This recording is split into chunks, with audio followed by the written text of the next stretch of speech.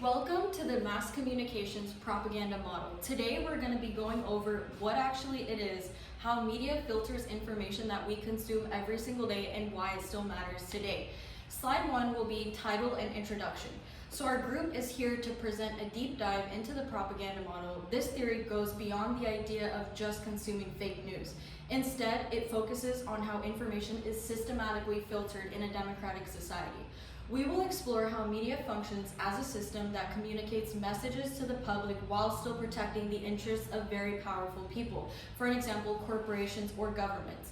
Over the next 10 minutes, we'll break down the history of the model, how it works through specific filters, and why it's extremely relevant today, especially in the age of social media and algorithms.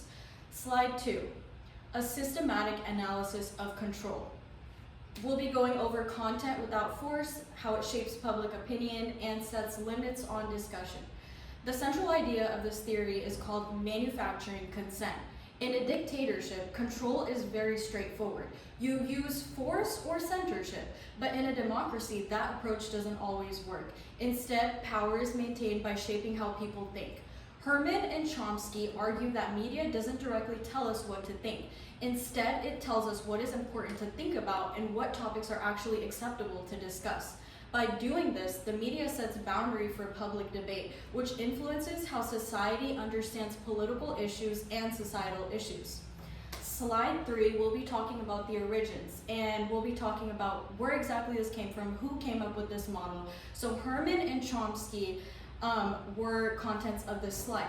Edward S. Herman was the economist. Noah Chomsky was the linguist. The book is Manufacturing Consent in 1968.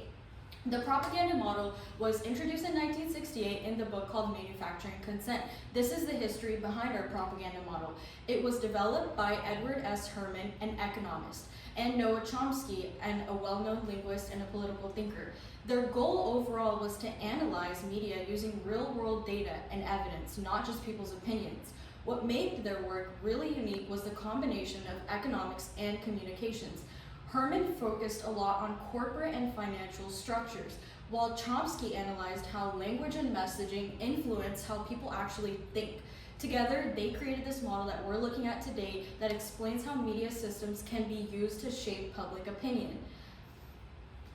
The next slide will be the historical context in the 1980s.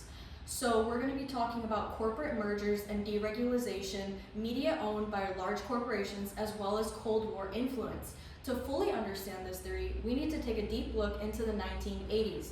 This was a time of major corporate growth and deregulation, where large companies began merging together and expanding their overall control. For the first time, huge corporations that weren't originally media-focused started buying major news outlets. This meant that businesses with financial and political interests were now controlling what people saw in the news. At the same time, the Cold War created a huge atmosphere for fear and strong political messaging. Because of this, corporate interests and national interests often became aligned, which had a major impact on how news was reported and what stories were actually emphasized. Slide 5 will be the mechanics.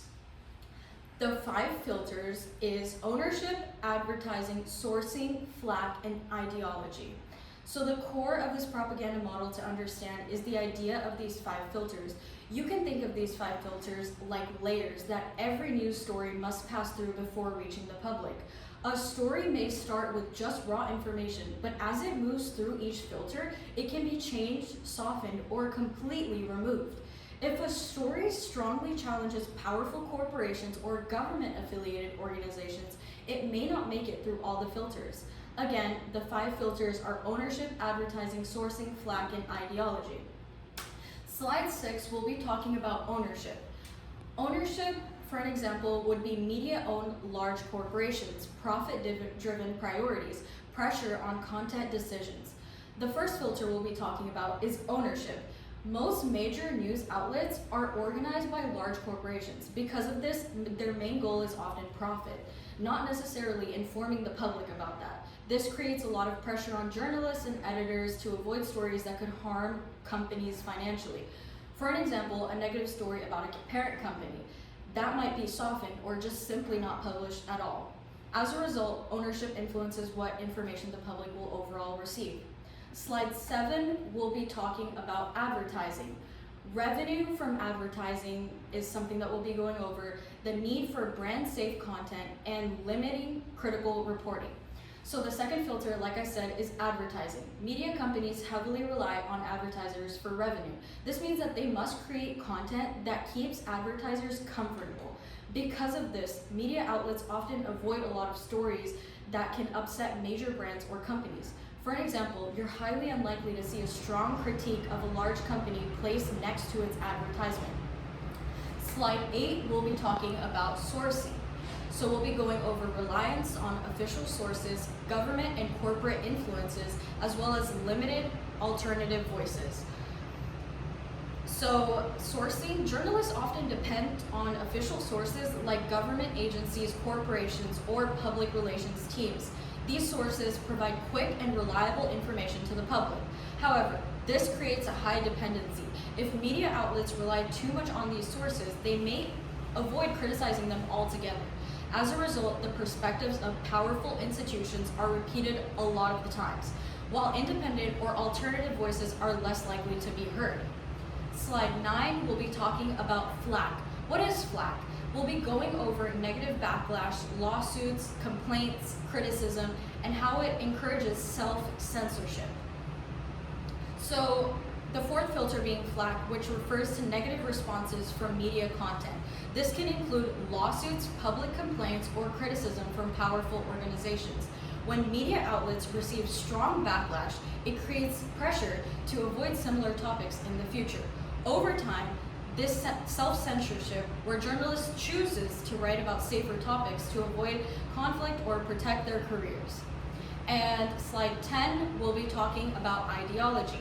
This can be fear-based narratives or create a common enemy, encouraging unity and compliance. So ideology is often based on fear. In the past, this can be seen as anti-communism during the Cold War. Today, it can include topics like terrorism or cultural conflicts. This filter works by creating a common enemy, which helps unify the public but can also reduce critical thinking. When people feel fear or urgency, they're more likely to support government actors without questioning them. This makes ideology a very powerful tool in shaping overall public opinion. Slide 11, we'll be talking about a real-world example, which is Iraq War. 2003 Iraq War, limited media skepticism. A clear real-world example of this would be the propaganda model in the 2003 Iraq War. At many times, major U.S. news outlets repeated government claims about weapons of mass destruction, known as WMDS. There was very little skepticism or independent investigation of these claims. This happened partly because media relied on unofficial sources and also feared that backlash would happen during national tension.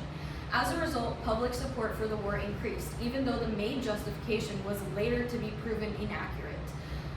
Slide 12, we'll be talking about digital age and how algorithms and social media influence us, how personalized content influences us, and echo chambers. So, does the propaganda model still apply today? The answer is yes, but it has evolved. Today, we have algorithms on platforms like social media that act as new filters. These algorithms show us content based on what we already like or what we already agree with. This keeps us engaged and addicted, but it also limits the range of perspectives that we actually see. As a result, people can end up in a very echo chamber kind of society, where they are mostly exposed just to similar opinions. This means instead of removing biases, technology has made filtering more personalized and feel even more powerful. Slide 13, we'll be talking about cultural hegemony. So the propaganda model versus cultural hegemony. We'll be talking about how both maintain status quo, etc. This theory closely connects with another concept called cultural hegemony. The propaganda model focuses on the structure of media like ownerships and economics. Cultural hegemony focuses on how people are influenced to accept the system as normal or natural. When combined, these theories show that the media doesn't just control information, it shapes how people think about the entire world and everything. Together, they help explain how the current system continues to maintain its strong power over time. slide 14, we'll be talking about the conclusion and the takeaways, about how media filters information, how powerful influences keep controlling what we consume, and how to be a critical media consumer. So in conclusion, the propaganda model that media shows is not always independent. Instead, it can reflect the interests of powerful corporations and governments. This doesn't always mean that media is false, but it does mean that we should be more aware of how our information is consumed and filed. As students, citizens, and future professionals, it's important to think critically about the news we consume and consider what perspectives we might be asking.